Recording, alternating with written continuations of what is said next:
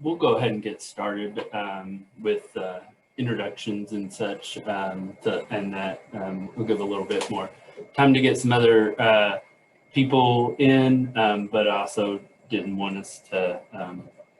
I also wanted us to have enough time. So welcome to this session: recruiting, retaining, and graduating adult stop-out first-generation students, finding advocates and meeting the challenge. And so today at this discussion, it was set up as a panel discussion, but I think we really want it to be a panel/roundtable discussion. So what we would really enjoy is, as we do a short presentation, we do have a couple sample questions that I may go around and ask the presenters, but what we really would like and enjoy is if, while we're going through this, if you could talk about your experiences, either through the chat or raising your hand or coming on video with us. But like I said, we really want it to be a conversation about these particular groups of students. And so I'll be monitoring the chat, so drop in any questions in there as well. So we'll get started going around for the panelists. I'll go ahead and introduce myself, and then I'll go around to the people I see on my square. So my name is Aaron Vaught. I work at the University of Kentucky. I am an associate registrar at UK. And so I oversee the student records function of our area. So really transcripts, grades, things such as that. And one thing we will talk about is a program in Kentucky called Project Graduate, and I coordinate that program for our school. So the next person I see for introductions is Mr. Nate French. Thank you, Aaron. I'm Nate French. I direct the Magnolia Scholars Program at Wake Forest University, which supports students that are first in their families to attend college. We have two programs that our office supports, one better than the other, I'll admit.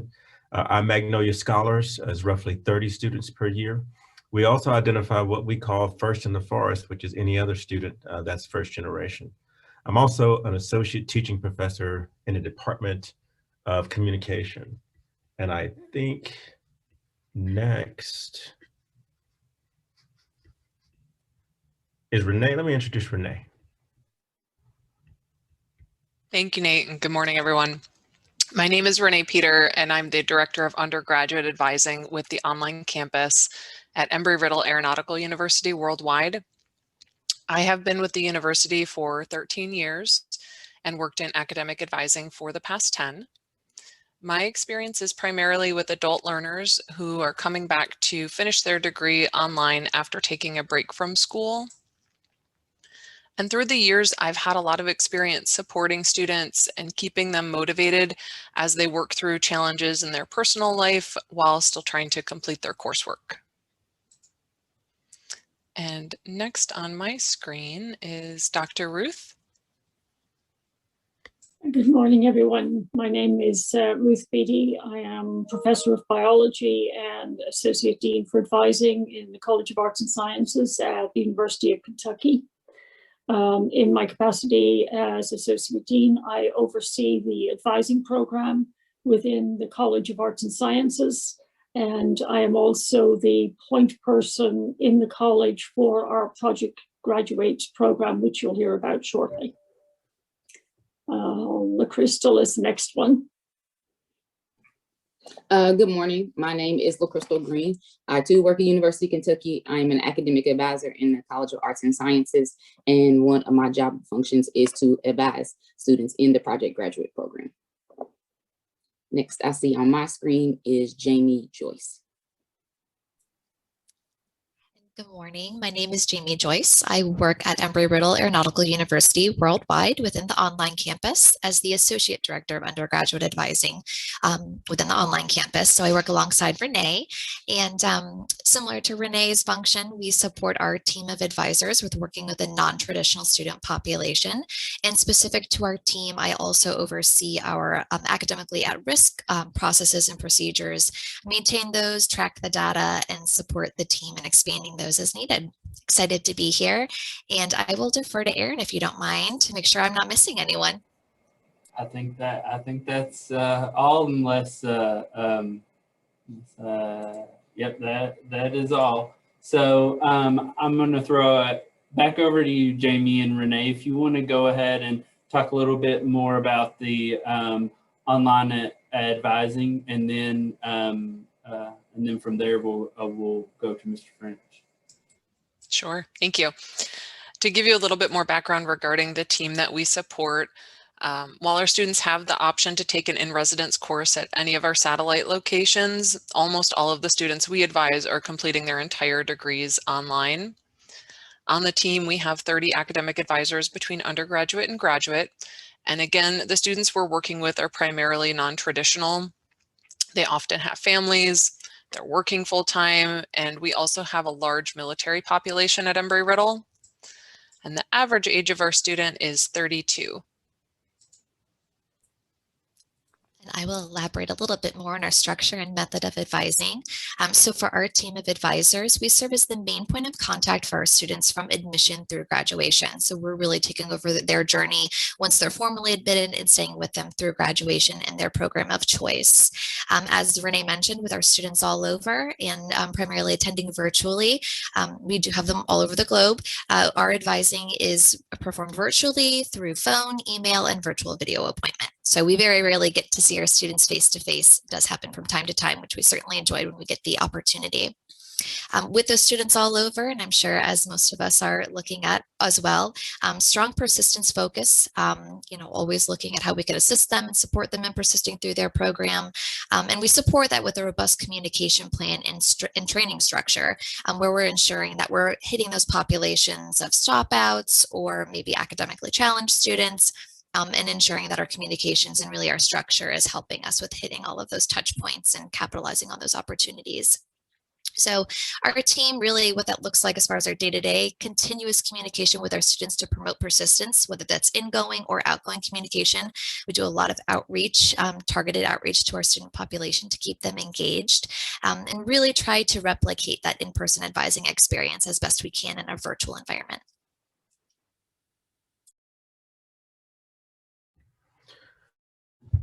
Well, to give you guys a little bit of background on Wake Forest, we are in the South, fairly small institution, roughly 5,200, 6,000 students. And we started off as a tiny little college in the forest of Wake. That ends up being our grounding in Wake County, North Carolina. We have 3 heritage populations, North Carolina students, North Carolina Baptist students, and first generation students. We had scholarship programs for all of our heritage scholars, except for first generation students until 2009. That's when we launched the Magnolia Scholars Program. And we launched it because we had a very, very specific problem. As our price index was rising, first generation students were no longer looking at Wake Forest. Our price had gone up fairly dramatically. I was a student here and graduating in 1993. And our cost in my years went from $10,800 to $14,700. Today, Wake's cost is $78,900. And when we launched the program, we had a lot of families who would no longer look at Wake Forest. And so we really wanted to make a focus of first generation students that we hadn't forgotten our heritage. One of the big issues that we had to deal with was first recruiting. And there was a very aggressive recruiting campaign that we sought. We were traveling on the North Carolina circuit, but we also had to light up our guidance counselors, letting them know that we had opportunities to support students. It was the first time that we really engaged with community matching organizations, things like QuestBridge, the QuestBridge, the Queens Foundation Elevation Program in Orlando, Florida, were programs that would send students to us. Once students came to us, it was very important that they not only graduate Wake Forest, but they get the full experience of Wake Forest. And so we have a couple of things. The aggressive, as Jamie talked about, having to do outreach, we have to do that. Ours is trying to really touch students and meeting with them in the office. So for the 30 students that are Magnolia's freshman year, I meet with each of them in my office 3 times a semester to talk about what's happening, to make sure their adjustment is clear. We really go through all things that they want to talk about. It's not recorded. It's primarily just between me and them, how their classes are going, how their roommate is happening, how their parents are feeling, how they are feeling with being at Wake. That's important because Wake has a dramatic dumbbelling effect. And what that means is, even though our prices, like I said, is about 78 grand, 65% of our students just write a check for that, and they go on and don't think anything else about it. There are very few students in the quote unquote middle class. And so there's a dumbbell where you have students that pay for it, very few people in the middle, and another large group of students that are heavily subsidized. And so we have to make students feel comfortable in that environment first. That's really the first semester meetings. And there's some discussion about how comfortable that they feel in their class. How is their grade performance? After those meetings, we definitely do major pushes to encourage students to travel abroad, providing financial support as necessary, making sure to provide students encouragement to engage with internships and support as necessary. It was very important to me that we focus on our graduation rates in 4 years. And even though Wake's graduation rate is about 86% in 4 years, my rate is 90+%, with 100% graduating in the class of 20, 94% in 19, and 100% in 2018. So I'm really encouraging and helping the students to get out. On average, a traditional student at Wake Forest has a 3.2, a first generation student has a 3.0. They're 0.2 of a point off, which seems to me to come out of first semester fairly poor class selection and different issues with class match. First generation students come from everywhere, but at least at Wake Forest, on average, they are the students that will be from weaker high schools. So they don't have any academic deficiencies, but they sometimes will have preparation deficiencies that we have to work with them to get over. And often that work is just saying, yep, this is hard. You need to go to learning assistance. You need to use the writing center, but you can do it. And that's why you were accepted. It is by far, and I'll close with this, Wake's most diverse population, where we had students leading our Muslim Student Association, our Black American Student Association, our Organization of Latin American Students, leading our Hillel Society. We also have students that go between Greek and non-Greek. Of our population, roughly 10% is from North Carolina. An additional 10% is from the Southeastern United States, and the rest are from everywhere in the country.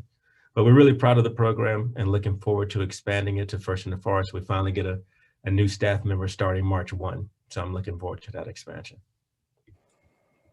Thank you. Yeah, I'm sure you're excited to get a new staff member in there to help you with all those initiatives. So it wouldn't be a Zoom call if we weren't having technical difficulties, right? So I am unable to share the slides that I was going to share. So I'm going to describe those slides. So just imagine pretty blue and white slides from the University of Kentucky. So we talked at the very beginning, I mentioned something called Project Graduate. So Project Graduate in Kentucky started in 2008. It's a statewide initiative from our coordinating body, the Council on Post-Secondary Education. The initiative works to re-enroll students with the following criteria, just 2 criteria: that they have over 80 earned college credits, and that they've been out of school for 2 years. So that's the population that, based upon the state of Kentucky's definition, that we are to focus on re-enrolling to complete their degree. And so it's a collaboration among all 4-year state institutions in Kentucky. We meet quarterly to talk about best practices, what we're doing to help students get enrolled, new things such as new aid we're able to offer, new loan programs, things like that. Each campus has a team that works to graduate the adult and returning students. So the team here at UK certainly includes Dr. Beatty and LaCrystal, which is why they're on the call. What our process looks like at UK is the inquiry comes, the student may reach out to us, you know, for whatever reason to complete their degree. And so at that point, we start the discussion about, oh, you've been out 10 years. Let's talk about what education at UK looks like now. You know, whenever, so a lot of the students we work with, the structures and supports that we have now, we always wish that our universities had more support systems for students, more offerings, more programs to help students. But if you think of the institution 20 years ago and the existence or non-existence of tutoring services, IT support services, just on and on services, at least at our institution, were not here. And so being able to talk to those students that are very scared about re-enrolling and being able to talk to them about what services we do offer to help them re-enroll and graduate. And so after we kind of have that discussion, and this is the typical process, of course, there are outliers, but then we work with the colleges. And so most importantly for our program, the College of Arts and Sciences, Dr. Beatty, she goes through the old work and does a degree audit. And so at the University of Kentucky, our transcripts, if you were here before a certain year, then our transcripts are a certain way. If you were here after a certain year, they're a certain way. And so Dr. Beatty really pulls both transcripts together, then gets that information together, then uses our degree audit system, which, and I'm sure others on the call would agree with this, that work with adult and returning students, that, you know, we have good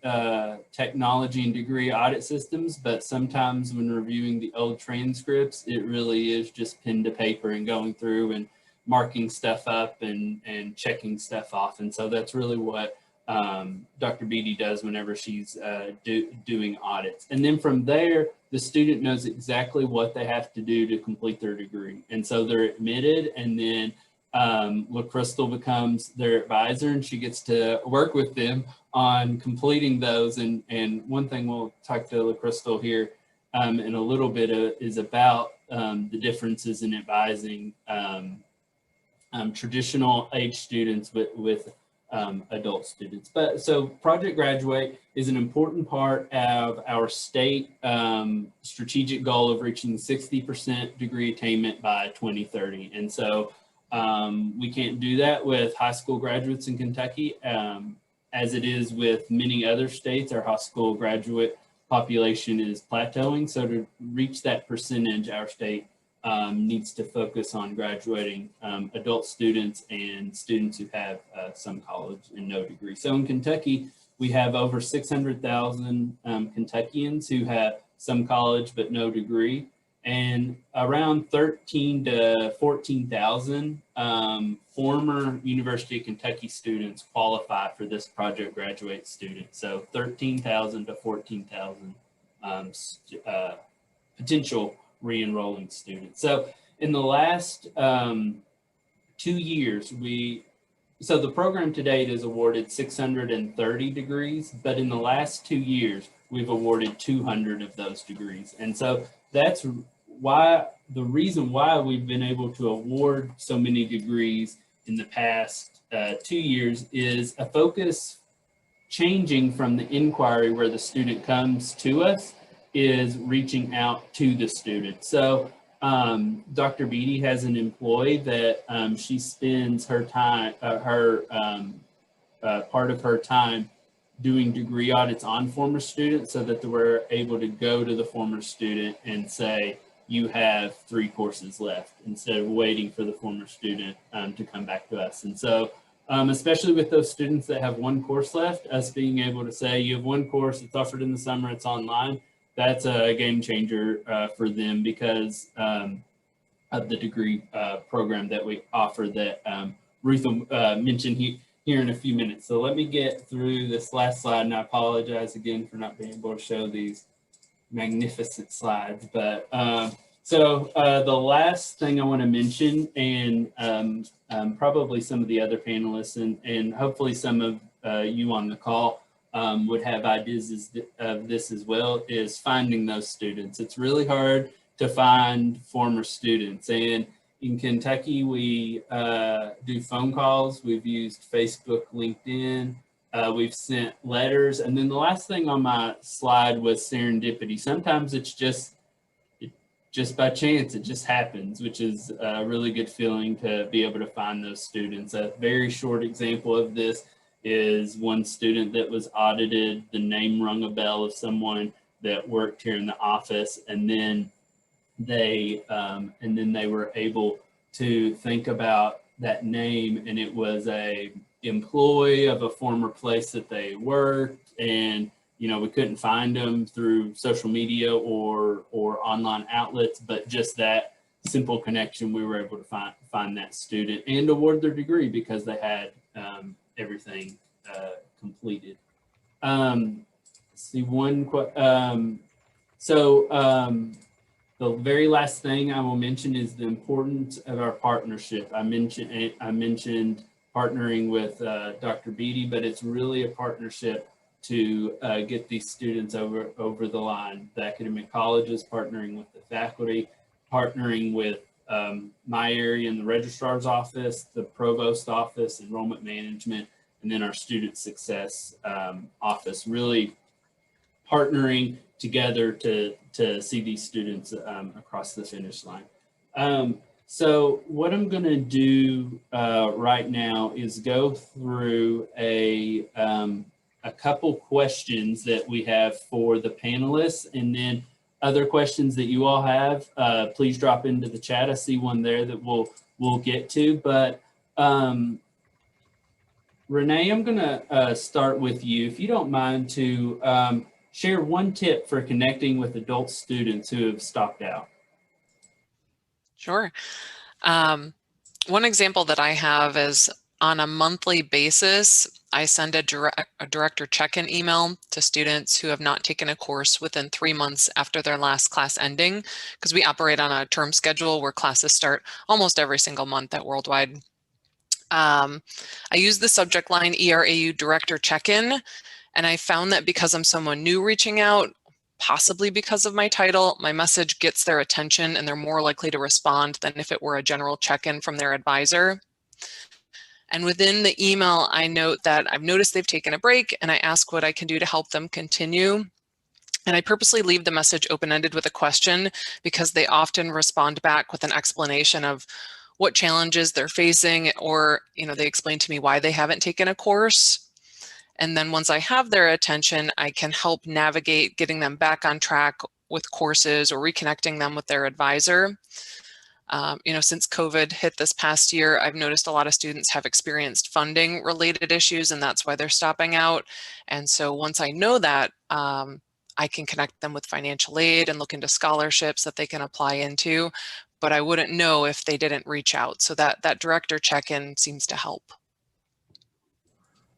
Thank you. And Nate, Renee was talking about COVID and certainly the difficulties with that, but can you talk a little bit about the specific difficulties that your first generation students at Wake Forest have? Yes, it's a couple fold. I'd like to mention first, like I said, if their high school was less competitive. So on one scale, you will have students that come into Wake with 9 AP classes, IB classes, et cetera, and they walk into a Chemistry 111 class or a Calculus 111 class. And of course, the teachers want to teach to the top. If we bring in a student that's from a rural community in North Carolina, they tend not to have advanced placement or IB programs, but they will have what we call dual enrollment. So they'll be dually enrolled with their community college in a calculus or a chemistry class. That means for our admissions office that they've done the best that they can do. So they'll get the highest scoring on our admissions program, but the student is often kind of overmatched in class. And that's a difficulty that we have. The issue is Wake doesn't have any remedial classes. No, you do know how to do this. What we try to encourage students to do is to not inappropriately stack classes in their first semester. Every student that gets into every college thinks that they're the greatest thing since sliced bread. And what we've seen over about 20 years of data is that students put together certain class combinations that don't work for anyone, least of all our first generation students. The worst combination are those students who decide they want to be a dentist because they say, oh, I have to be pre-med and I have to be pre-business. So they take chemistry, biology, calculus, econ, and oh, I'll just throw a foreign language class in on the side.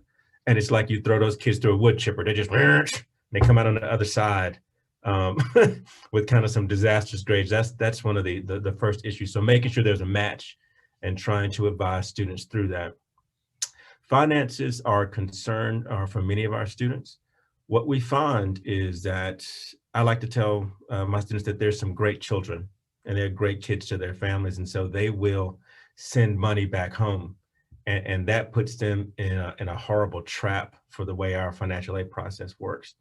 If a student tries to send money back home to support parents, and that happened a lot during COVID-related relief, it ends up locking our hands of what we can do for them in the semester.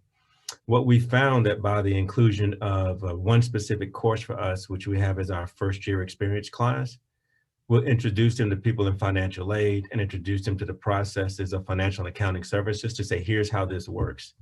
These are the numbers that we're looking at. These are the things that we see, to kind of give them some information on a heads up format about what's going to happen. First year experience, I have captured the Magnolias in the class because I'll send them a letter that says because they're Mag Scholars, they're expected to take this class. So they don't know that they could drop it just as easily as every other class. So we kind of keep them there. But right now, first year experience is not offered to all students. And so there is some different pressure points there. But the class match issue, financial concerns are issues. And then finally, just students fitting in to the Wake Forest environment, that those are some of the issues that we have. How do you find friends? How do you engage? How do you participate? It's tough if your roommate has a Ferrari and says, hey, you know, you can drive it if you like. And then I say, whatever you do, don't drive that car. It's not going to go well for you if you wreck that car or you ding that car or you even scratch that car. But it takes a little while for the students to kind of find their footing. And some of that makes sense. Everybody was comfortable in their high schools before they came. Wake Forest has, I think, an oversized Greek population. But if you are kids from a certain population, then the Greek population looks like home to you and you know where you're going. If you're not from that group, it doesn't look like home for you. So we try to find different ways to help students fit in. We do partnership with the Intercultural Center. We also do some partnership with our service organizations, the Volunteer Service Corps, Alpha Phi Omega, and also try to encourage students to reach out in the community. It takes a while. I tend to tell students it takes a year to transition into college. It's not 2 weeks.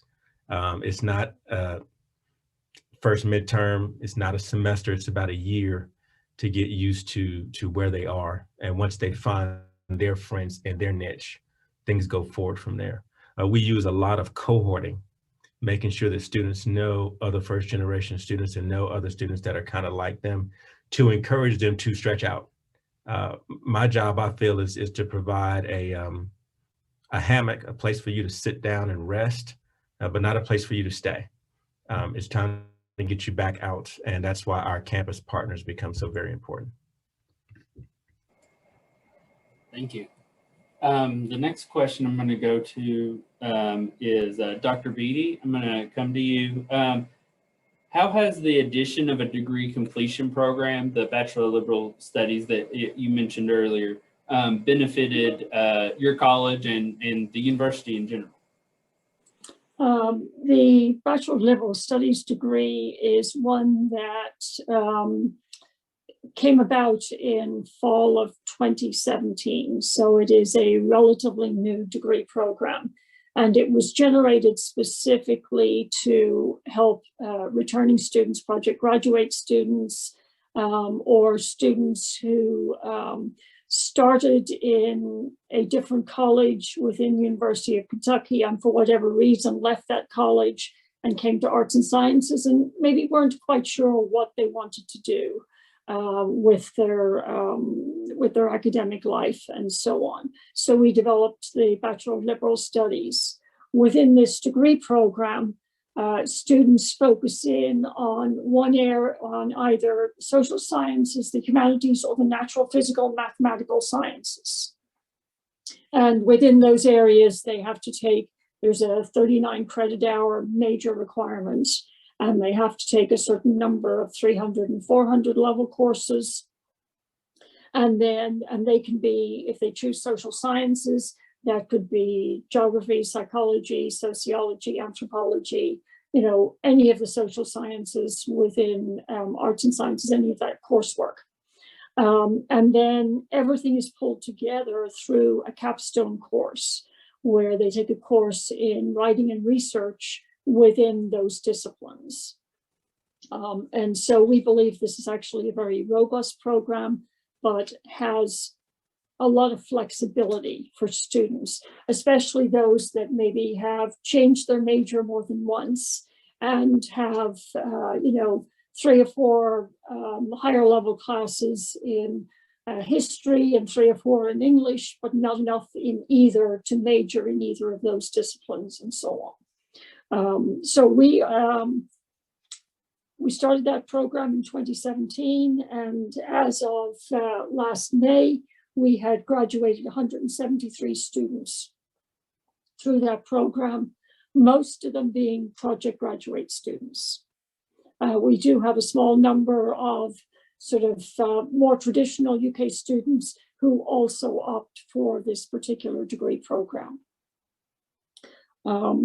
So it has an enormous impact on both the college, but also on the students, in that it is an option that will allow students to graduate, where before they were kind of stuck with having to take, you know, 30, 40, 50 more credit hours in order to finish a more traditional disciplinary degree.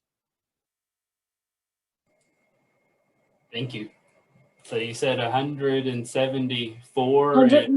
173 from fall of 17 to May of 20. There's many degree programs, I think, that would like to have those numbers. My next question is going to go to Jamie. In thinking about all of our returning and adult students and the adversity that comes with returning to school, in what ways has your team been successful in motivating adult learners to continue forward in the times of adversity, knowing that their needs will differ significantly from those of traditional age students? Absolutely. I'm happy to answer that. And I think, you know, the overwhelming goal is to keep our students out of that cycle where they're coming back and reapplying and maybe starting from square one, because I'm sure similar to other institutions, we have timelines associated with our degrees to make sure that they're viable in getting students where they need to be. So when we talk about persistence and keeping students going, you know, we really try to think of all the avenues we have to meet the student where they are in the moment, you know, not waiting until we have a failure if it's an academic deficiency, or we have a stop out situation where they weren't aware of their options, for maybe communicating that to us or thinking of, you know, a strategic way to address that. So for our team, we really capitalize on personalized check-ins with our students and using the tools that we have within our systems for doing so. One of those is called our future term interest comment, and it's an ability for an advisor to use a note in our system. We use Campus Solutions currently, where we're able to put a comment in for a student. Let's say that they let us know that they were going to have a deployment. As Renee said earlier, we have a huge military population, or you know, the traditional student, or I'm sorry, the non-traditional student we're dealing with might have a lot of personal situations. A myriad of things are coming up when we're talking about a professional life, a family life. So if an advisor is made aware of that, we can actually put in a comment that would ping a reminder that we can query to reach out to the student when they are, you know, articulating to us that they might be able to resume their studies. So it's kind of not only giving us a personalized way to track them, you know, and a personalized reminder to where we can actually follow follow up and say, hey, how'd that deployment go? Are we ready to resume? Are we ready to get started again? Or do we need to look at other options? It's also keeping them on our radar. When we're talking about having students, across different terms and across different situations, I think that personalized outreach and really, again, being proactive and just making our services available to them. So that way it takes the guesswork out of who should I even begin to contact when they're looking at 50 other things that they're trying to juggle in their lives. Thank you, Jamie. And then I'll go to LaCrystal with a similar question. So how, in your experience, is advising adult stop out returning students different than the time that you spend advising the traditional age student? One of the biggest differences is just spending a little bit more time. A lot of them is getting them comfortable with the technology. They have been out for a while, and so what the technology may look like at UK in regards to whether it's our Canvas or our Blackboard, being able to utilize My UK, being able to get on Zoom or walk them through. It's a lot of phone calls in the beginning as they're trying to acclimate and get comfortable with the email. So the biggest thing is just giving them more time and attention, giving them links, kind of walking them through the links, how to use the services and resources that we have available at UK, and making them feel comfortable with the services and resources we have, and showing them how to connect and reach out to all of the players that we have involved that can help them be successful at UK. And so, a lot of them is like, I'm sorry to ask so many questions, and just reassuring them that it's okay to ask questions and that you're here and you want to be your support. Because for me, it's like I want to be their biggest cheerleader and help them through the process and show and encourage them that it's a marathon and not a race. Because many is like, I want to get this done as quickly as possible when you're looking at the courses and trying to share with them the information, especially when it's an online format, just trying to make them feel as comfortable as possible and get them excited and be comfortable with returning to UK and all the things that they have to do or going to do, and let them know that they can do it, and that I'm here to just assist them to matriculate through this process. And I look forward to seeing them cross the finish line at graduation. So that's the biggest thing, just being their cheerleader and just being a support. That's great. Thank you. So we have a little less than 10 minutes before the end of the session. So before I went to some of our other questions, does anyone, there was a question in the chat about how are schools intentionally partnering with pipeline organizations that may not know you're interested in them coming to your school? And so I put in the chat for the University of Kentucky and for the age groups that we're looking at, we have partnered with AARP to do some webinars in the past. And then Nate also wrote some things in as well. I didn't know, Nate, do you want to say anything else about what you wrote? Well, the partnering is fairly new for us. One of the things that a lot of people tend to want when they partner is kind of a guaranteed admissions, like the Posse program. Other programs say, well, we're going to send you 6 students that you agree to take. And Wake's deans of admissions haven't been comfortable with that, so it hasn't made every partnership work out for us. But by and large, those people work through admissions first, and often they will bring students on campus. I will say one of the things that's happened over the last 4 or 5 years, schools are no longer giving as many absences as they used to. And so now the whole travel that students are doing, if they don't get an appropriate break, those things change. We have done a lot more with that COVID brought us via Zoom, trying to bring students in over Zoom, trying to get them to know who we are, trying to put some things out to them. I like some of the pipeline organizations. I do understand why sometimes people don't want to work with them. I did have one question about UK. You said in terms of finding those individuals that don't graduate. Is it somewhere where you're searching from, are you searching them out from registrar, or where do you find them? So what, so our process is, so we start with data analytics. So we're a Tableau school. We're also an SAP school. So so what we do is we use our data analytics and our filters to get a list of students that meet the criteria we're looking at. In working with Dr. Beatty and LaCrystal, sometimes we'll want a list of students who have 100 hours or 120 hours, specifically if we're looking to to audit students who may have already graduated. You know, we're going to look for 120 hours. We're going to look for filter to a certain GPA, filter maybe to certain courses that have been met that we know complete the requirements. But then once we get that part done, to actually find the student, what we found is we've done letters and you pay for the printing and the mailing, but that finding them online and finding them through websites where you can look up scary personal information. It seems like you can find somewhere, you can find where people have lived in the past 10, 20 years, all the phone numbers and email addresses they've ever had. And so those are the most successful ways that we then find the student after we've audited them. The only reason I ask is that we were trying to find first generation students, and our support came from an unlikely source. When we asked University Advancement if they could find people, they have a shocking ability to find anyone on the planet. Yeah, we whenever we first started this process of looking for students instead of students looking for us, we reached out to our philanthropy, and they also have a software system to be able to look. And our philanthropy doesn't use this, but a lot of the credit bureaus will offer consumer services that you can purchase for subscription fee to find students. And so that was another avenue we were going to go down, but we found that we were able to find just as good data for finding the students we were looking to find through free websites, white pages websites. Okay.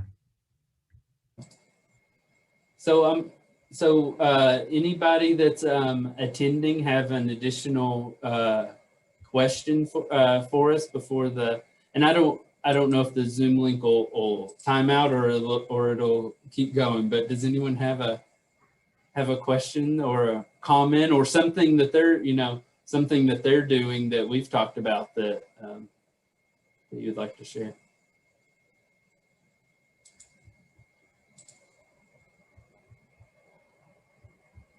So with the remaining time, Renee, I'm going to come back to you and ask if you can just share an example of how the advisement of students have prevented their stop out.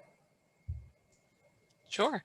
I have a specific example in mind. We had a student who was working on his undergraduate degree on and off for over 10 years, and he only had a few courses to go, but he was ready to give up because he was having technology issues. And his advisor told me, I decided to give it one last shot with a phone call to see if I could help him continue. And I ended up being able to connect him with our IT department, and he remained in the class. But what I learned through that conversation is that his wife wanted him to drop because she was tired of hearing him stressed out all the time. He didn't need the degree at this point in his career, and he didn't have anyone supporting him and encouraging him to continue.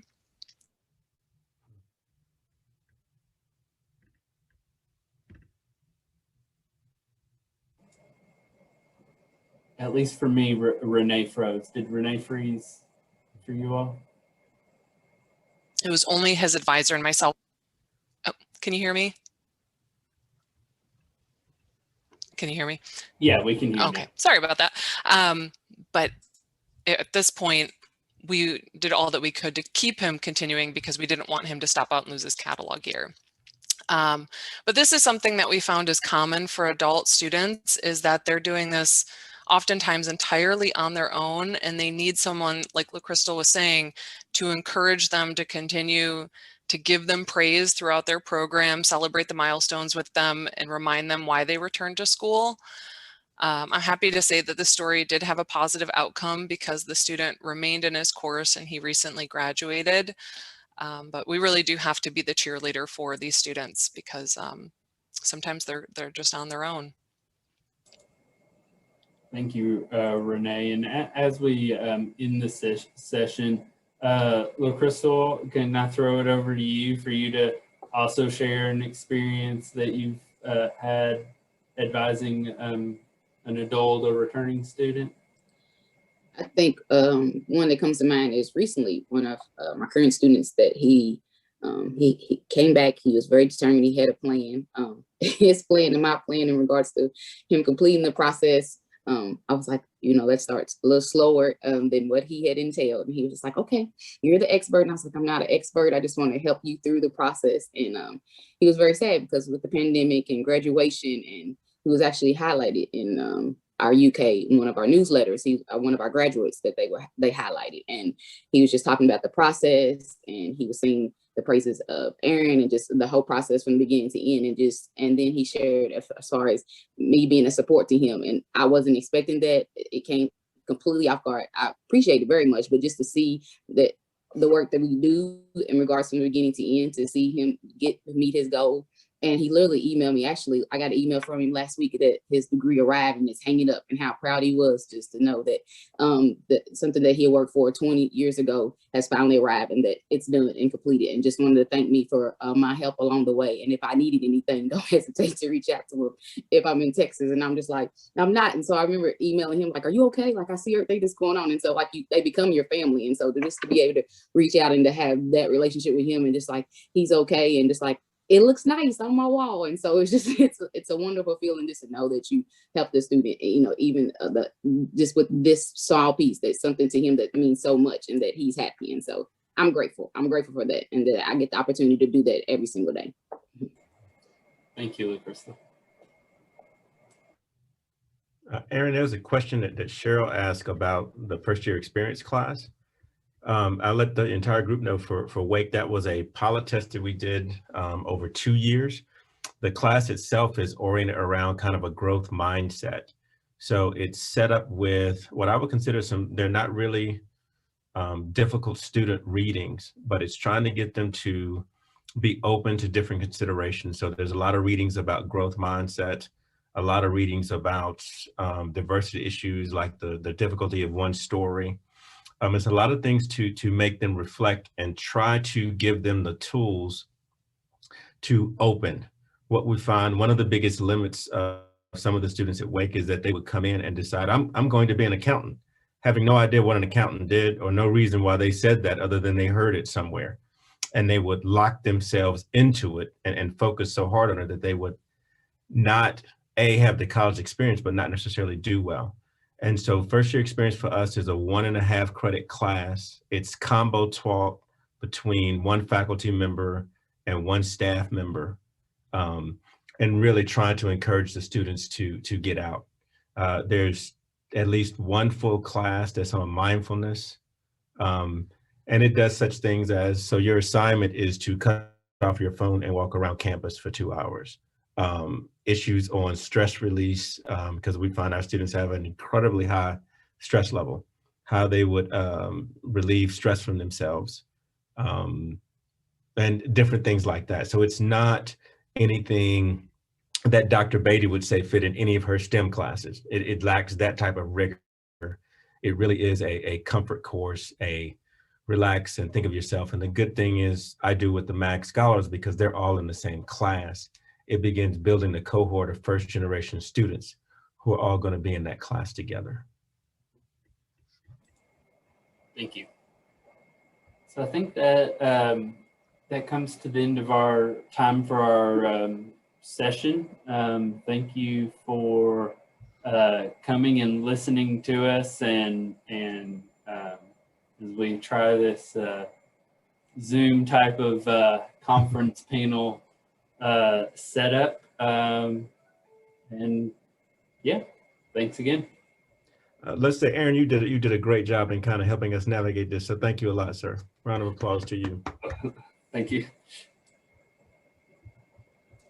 And we can stay on if someone had a specific question. And thank you, Renee, Jamie, Ruth, Crystal, for kind of pulling all this together and working on getting it out there. I thought it went well. Agreed. Thank you. Thanks, Aaron. To another event. I will see you guys later. Great work in Kentucky. See you. Everybody else. Bye. See you later. Bye. See you later. Thank Thank you. Thank you. And thank you, Bruce, for participating. Bye, everyone. It's great. Bye. Bye, everyone. See you later.